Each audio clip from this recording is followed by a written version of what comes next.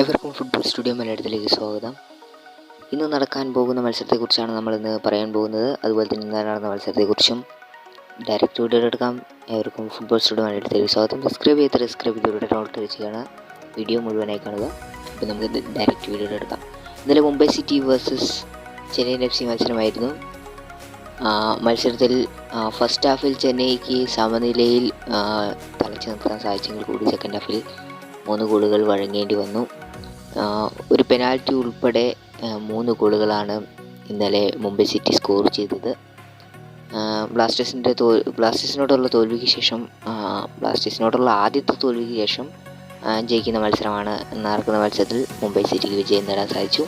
ഇന്ന് നടക്കാൻ പോകുന്ന മത്സരം ജംഷഡ്പൂർ വേഴ്സസ് ഒഡീഷ മത്സരമാണ്. ഒഡീഷയുടെ ഹോം മൈതാനത്ത് വെച്ചായിരിക്കും മത്സരം നടക്കുക. 5:30 മത്സരം നടക്കുന്നത്.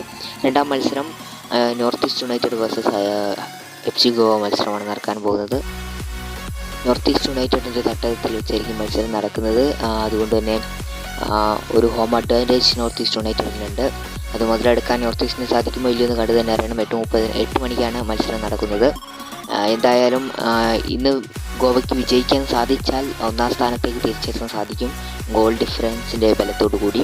അതല്ലെങ്കിൽ ഒരു സമനിലയാണെങ്കിൽ 2ാം സ്ഥാനം. അതുപോലെ 2ാം സ്ഥാനത്ത് തോൽവിയാണെങ്കിലും 2ാം സ്ഥാനത്ത് തന്നെയായിരിക്കും. എന്തായാലും ഇന്നത്തെ വീഡിയോ വേണ്ടിയാണ്.